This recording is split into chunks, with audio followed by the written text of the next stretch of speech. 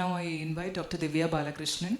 Thank you, She's ma'am. a senior vitreoretinal surgeon and specializing in pediatric retinal surgeries. She is going to tell us about the non-ROP retinal problems which we encounter quite frequently during our ROP screening. So, thank you, Dr. Lekha, because for want of time, I will just briefly touch upon the various illness. So first is most commonly come across few diseases. So one is Coats disease. Usually if you see it in a neonate, you may get confused it with the retinoblastoma because that presents in an advanced stage. But if you're little older, you might see these kind of telangiectasia, and if you see hard exudates, think in terms of this disease. They can have these macular changes because of the subfoveal hard exudates, but the classical picture is the telangiectasia which you see. If you have any doubt, especially in little adult children, then you should do an FFSC to see these areas of bulb-like dilatation and capillary non-perfusion. You have to keep in mind that the disease had present in various stages, so you should be aware of these diseases. And then, as I mentioned, angiography is one of the most important tools. So this is how if the disease present in very young age, then it might be in an advanced. So you have to differentiate it from retinoblastoma, which is a very mimicker. And then the treatment depends upon the stage when you present, and in advanced stage the treatment might just to preserve the globe and to prevent the complications. In the treatable stages like in stage 2 or 3, then you can do laser, cryo, anti-VEGF depending upon what is the macular involvement and extent of the disease. But one thing, when you diagnose Coats disease, you have to counsel the parents and keep in mind it is a progressive disease and you may have to take the baby for multiple sessions of treatment to achieve a disease stability. Another condition is familial exudative vitreoretinopathy, or otherwise FEVR. This is a very common mimicker of ROP. Suppose you see the ROP-like changes in a newborn. Like ROP usually develop at second or third week after birth. If you see it immediately after birth, then think in terms of FEVR. And one thing is that it can be a bilateral disease and the presentation can be asymmetric. So the key features are like a peripheral avascular retina, like how you see in ROP. In advanced diseases, it can present with traction, and these exudates, presence of exudates, you may think in terms of FEVR and not ROP. And again, you have to identify the various stages in which this disease can present. You have to keep in mind.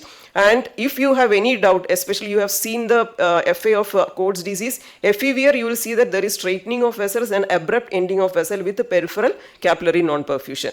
Again, the treatment will depend upon the stage of the disease. You can observe if it is in an early stage 1 or in an advanced disease where nothing can be done. And again, like almost similar to ROP, you have the options of laser, anti-VEGF, and this is one kid who was advised laser treatment when her both eyes were in this light of right eye. She did not take the treatment, turned up 4 years later. This is the status of the left eye where it has gone for occlusio pupillae. So the maximum we could do was like to do a cryo and give anti-VEGF, and this is how what you could obtain. The other eye we did a laser in that eye, so that could be stabilized. So you have to keep in mind, and surgery helps to actually stabilize the vision even in advanced stages. So if you see that the patient has lost one eye and present later with some problem and the patient doesn't have a history of trauma, thinking usually of two diseases, one is could be FEVR, other could be ARN. So that is what we usually teach. And sometimes you may get confused with the high myopia because sometimes these avascular retina can have lattice degeneration. So you just treat the lattices and then leave the other areas. So in case if any doubt of this peripheral straightening, get an FFA done, that will help you to pick up FEVR. Again, one more thing is that when you diagnose FEVR, you have to keep in mind, again, it is a progressive disease. The disease course can turn immediately, and then FEVR is a lifelong disease. One more thing is that you have to do a family screening of all the siblings, and you have to look at the parents also. And in some cases, you may plan for an early delivery in these babies also. And another close mimicker of FEVR is incontinentia pigmenti. The fundus features is almost similar to that of FEVR and maybe of ROP, but you have to unwrap the baby and look at the skin to pick up this. So these are the skin changes which you see. It's uncommon, but still you come across this, and it has got some other systemic like dental hypoplasia and alopecia.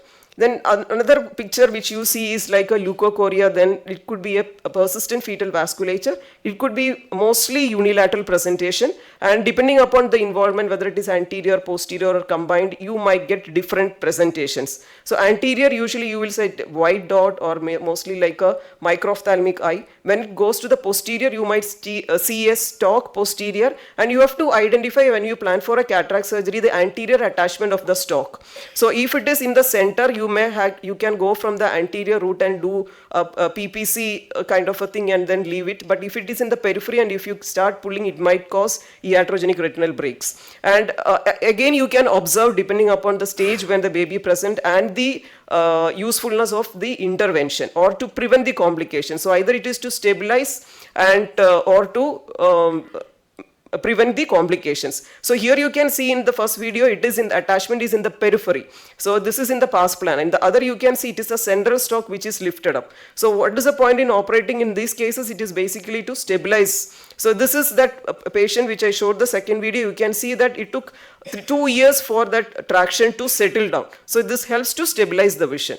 And another condition which you might see is the X-linked juvenile retinoschisis, where sometimes, especially if the baby presents in the neonatal period, you might see that the retina is sitting just behind the lens. That is because of the huge inner sciatic cavity which comes almost near the lens. So don't get it confused with the RD or retinoblastoma. And if child is little adult, the patient might come to you with a vitreous hemorrhage, sudden onset of decrease in vision, or sometimes the inner sciatic cavity will look something like this, which sometimes they diagnose it as a giant retinal tear. So always look at the fovea, you will see these bicycle kind of a pattern or RP changes. A good investigation tool, if you can get, is an OCT or an electrophysiology. So then these are some, again Dr. Sharvana has shown in his presentation also, like some other diseases which you pick up during the screening is endophthalmitis, especially fungal endophthalmitis will not have a very fulminant picture. It will look like some small yellow dots, and some other viral retinitis, CMV retinitis, all these you have to know about these entities so that you can pick it up and diagnose. The most important thing is to diagnose it so that some has an implication for a long-term follow-up or a family screening. So it is important to differentiate. Thank you. Thank you, ma'am.